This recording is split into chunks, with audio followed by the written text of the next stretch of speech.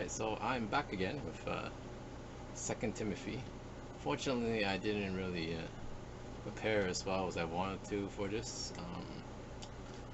Well, I will post on my website with the notes. There's going to be a new schedule, but at the same time, I wasn't feeling too well the day before recording this, and I didn't really do as much prep as I normally do. But hopefully I can still pull off a good message.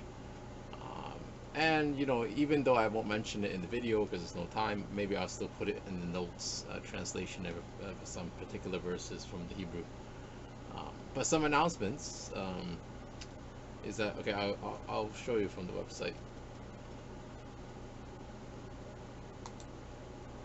So I decided it would be better to go into more detail and just do one chapter per video. Two chapters, even though like it's not a very complex text in Second Timothy, but I kind of feel that it might be easier to work with this way. So I have read it in a few different translations, and I've really feel that there's some specific things I want to highlight. And the other thing is, another announcement is I'm thinking about moving, because originally we had it on Saturdays for these videos, and that wasn't too bad. I don't know, I guess. And then like I think Fridays didn't really work out for people, and neither does this time. But honestly, I don't think anybody has ever watched my videos live other than myself, to go into the chat for you guys in case anybody wants to chat. So really it's just me watching it live. So I guess whatever time I publish it doesn't really matter too much, but I think I do it in the middle of the week because like this week I was like doing other stuff, like, and I really felt that it was kind of postponed. So I probably should have done this on an earlier day. Well, I actually got another headache coming up now, but hopefully that's coming from something else, like physical discomfort and not illness. Which it might be. I've been having some discomfort from my bowel movements lately. Anyways, enough about that. Another thing is I am planning, because I'm planning to do Hebrew too. I'm planning to maybe, from what Mary said in her I don't remember what they call them, I guess reading and writing workshop. She also did like a short video on study techniques, and just like other people I've heard have said the same thing, is that it might be easier if you try to teach people um, about Hebrew, uh, to learn, to be able to absorb it better for yourself as well. So let me just show you guys something here. So this guy, I think he covers at least close to 20 chapters. He might not have covered the entire textbook. This Ken Schnack, or Schnack, I don't know if I pronounce his last name right.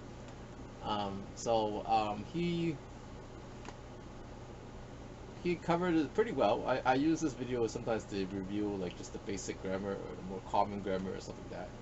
I won't be doing it exactly the same way he does it. I'm more doing it like my way. So I think for the first lesson, as you can see here, it's gonna be alphabet and basic nouns. So I will cover the alphabet. I think he does that too. But what I'm saying is I might spend a little more time on it, like, because that Hebrew in a nutshell, 40 minutes, it's not really what I'm going for. Maybe I'm going for it. I'll still stick with the original length videos that I normally do, about 20 to 30 minutes. So like, and there's maybe gonna be at least 5 lessons. I might even switch to doing a weekly so I can get prepared better for my course and kind of go into more depth. So I'll be covering some Hebrew stuff. I won't exactly go the same chapter order as the book, which I don't remember what the video where it is, but there's another video where somebody actually uses the same textbook as that I use for my class, and then they also talk to people. They also teach from the book. Uh, and well, actually, yeah, this guy showed up. This is the actual author of the book that I'm using. So anyway, so I will like not as brief, so it'll be in between, like some like not as brief or summarized as this guy's video, but also not as depth and detail as this guy's video. So, or not video, but his. Well, I mean, there is it's not available to public domain, but there is like there is some lessons video by him um, that are actually done in a whole longer video. So you see here it's like 40 minutes, but his videos I think it's at least 20 hours for the 36 chapters. So you know maybe we're gonna talk about like maybe 4 to 5 hours. So like instead of like 40 minutes or 20 hours. So I'll put up some lessons and just to help us to learn some Hebrew, and then that way you can also start to just like how I said in the Ephesians series that I did last year, read the Bible for yourself. So maybe after doing the a little bit of basic Hebrew, you will be able to start. If you feel so inclined or inspired, you can also read some Hebrew for yourself. So that might be interesting to some people. Um, Another thing that I am probably gonna do is I might do some extra videos. I'm not gonna replace my my weekly video or bi-weekly videos. I might do some videos about some of the hockey gear I've been working on. Um, like I've been refurbishing the RX 10 pads. Like because I've seen like a lot of people on YouTube get attention for like other hockey videos, like either gear videos, gear review stuff, or like just even like maybe like with them playing, if they have a bit more of a commentary, people tend to watch that. So it's just to also get to get some other viewership in and just put some variety rather than just talking about the Bible stuff all the time. So I'm gonna have like maybe one video showing me how I repaired my RX 10 pads. So I'm gonna add that. So that's another announcement I'm doing. As I'm not using the TV that the webcam is mounted on, so that's why you saw a bit of my side forehead for a second there. All right, so now back to Second Timothy. So one thing that I've noticed is that other than like not all the books here like or all the literature that Paul wrote for New Testament, he says he identifies himself in the text where it's like Paul, an apostle, or Christ Jesus, or Paul decided to do the will of God, stuff like that. He his typical openings. But some of the other texts, people have either argued that it was Paul that wrote it, or argued that Paul didn't write it, based on some of the language used. And I noticed that as I was reading this text as well. When it goes, actually, I don't know if it shows up at all the chapters. Yeah, I don't think so. I think it doesn't get to chapter 2. So give me a second.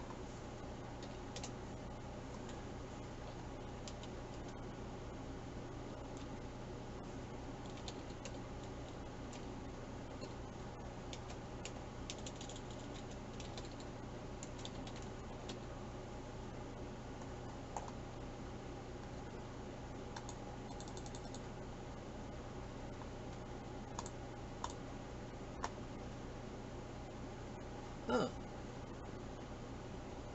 I guess like this is NIV, so I sort of remember reading it slightly different in a different translation, but I guess that's what I say. Call like along with those who call on the Lord out of a pure heart.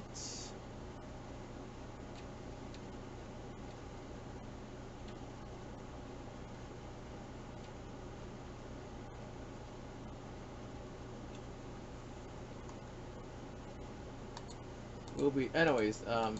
let me well, that might have been the passage. It's because it says, "Oh, you call on the Lord with a pure heart." Like because I thought of this verse actually, when it just happens to be the verse of the day. Like how all who call on the name of the Lord will be saved. Um, I don't think this is actually, but I think this is the same chapter. But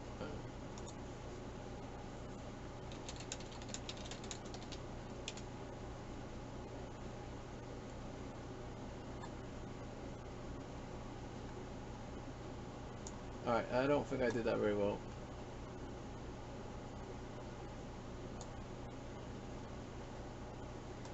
By the way, it's just calling on the name of the Lord.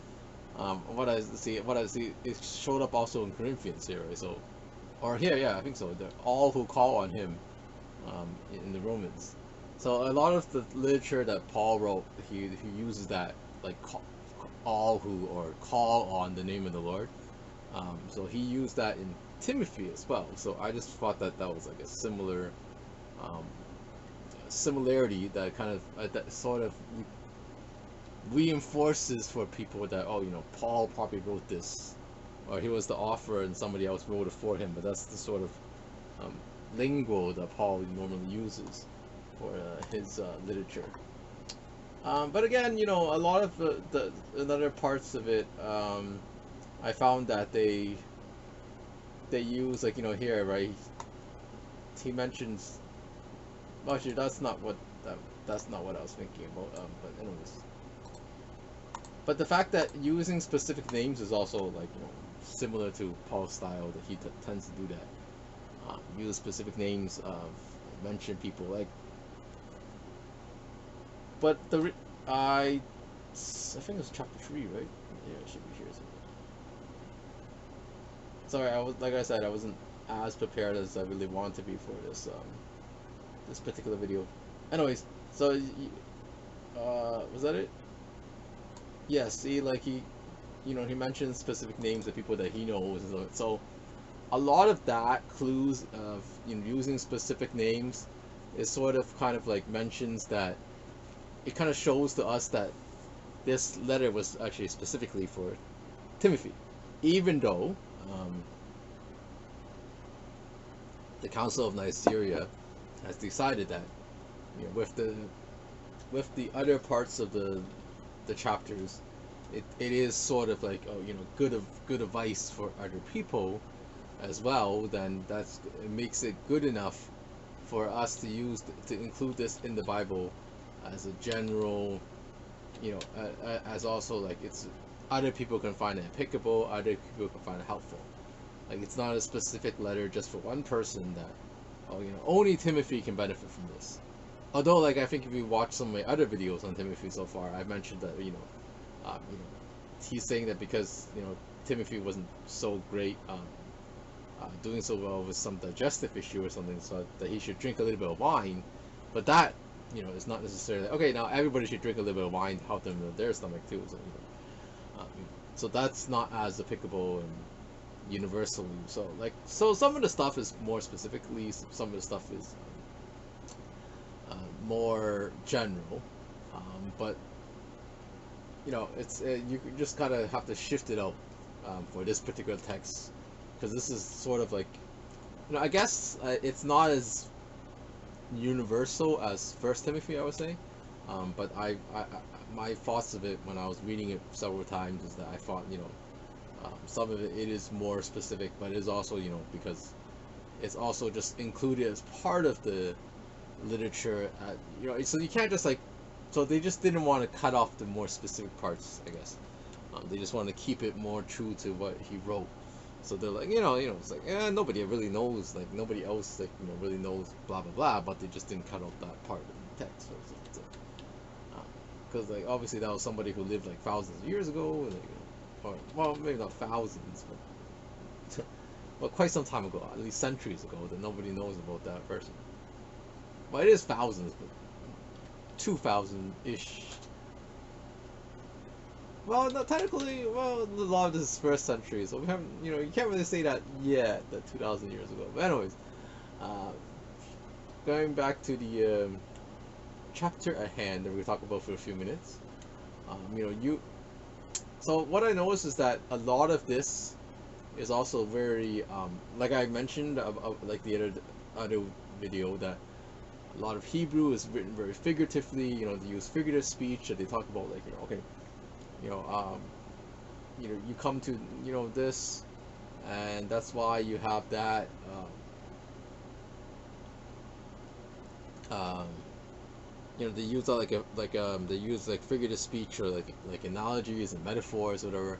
So I've noticed that, like, when I was originally thinking, this is like, okay, similar, anyone who competes as an athlete does not receive the victor's crown except by competing according to the rules. It's also similar to this, right? Nobody serving as a soldier gets entangled as, like, so basically, you gotta stick to the goals, right? So that's what he's saying. So join with me in suffering like a good soldier of Jesus Christ. But a lot of this, like with the soldier and the athlete, is not necessarily telling the athlete or soldier how he should live, but it's more like telling you how you should live as a Christian. But he's using those as imagery and analogy of how you should live based on examples from a soldier and from an athlete who's got to play by the rules in order to win the game fairly and come up victorious. And even though, like, when I did my sports ministry research, like, we talked about, like, there was some mention about dirty play and cheating and all that. But at the same time, like, like, basically, I think what it's saying here is that you gotta stick to the game in order to win. Um, what I'm saying is that it's like, if you're playing basketball or hockey or soccer or whatever, you gotta get you just can't just shoot the ball or the puck or whatever wherever you want. You gotta get it, like, in order to win, you gotta get it into the confines of what gives you points, right? So if and obviously, like, if you're always, like, putting the ball or puck out of bounds, that would probably cost your team rather than help them. So, like, so I would say that's what he's getting at here, where it's like, wait, in order to win, you gotta do it certain ways, like, so you gotta, just like the soldier, he doesn't involve himself with civilian affairs, he's gotta deal with the military affairs in order to, do his job, right? So I think that's, so I found that, like he did that, and then like he mentions the farmer here, but I think a little later on he also uses another example. That's also, so, like, he uses two parallel examples. So there is comparing the soldier to the athlete, and then I believe I remember reading that again later on. Yeah, see, the large house, there's articles, not gold, silver.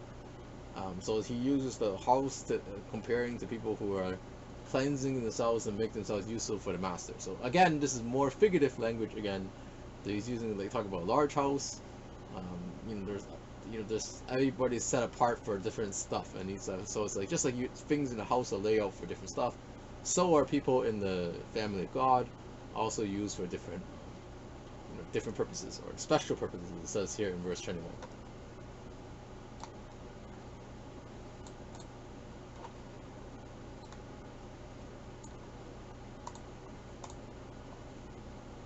All right, so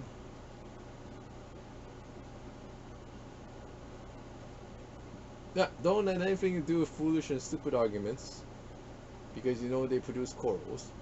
And the Lord's servant must not be quarrelsome, be kind to everyone, able to teach. So again, these are more, now that this part is not necessarily figurative speech or anything like that, but it's just, again, as I mentioned earlier, more universal instructions. And it's, again, most of these chapters are short, so, but it does help me to, like I said, I was hoping, like, just to expand on it and give my thoughts, as well as maybe do some Bible translation as practice of my course as well. But I think this is pretty good for this week. Like I said, unfortunately I didn't prepare as much as I wanted to, because of not feeling so great the last few days, and just not really getting around to doing a video.